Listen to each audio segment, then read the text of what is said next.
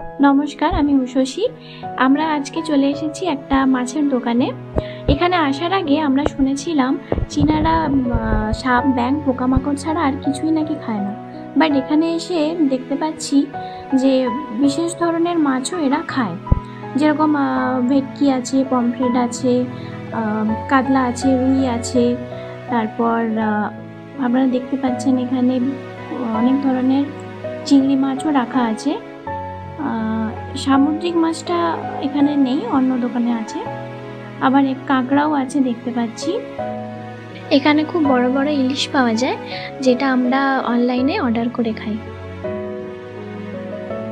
আর এরা সাপ ব্যাঙও খায়, কিন্তু ওটা হচ্ছে অন্য প্রজাতির একটা। এখানে আজকে ব্যাঙটা আমি দেখতে পাচ্ছি না, আগের দিন ছিল।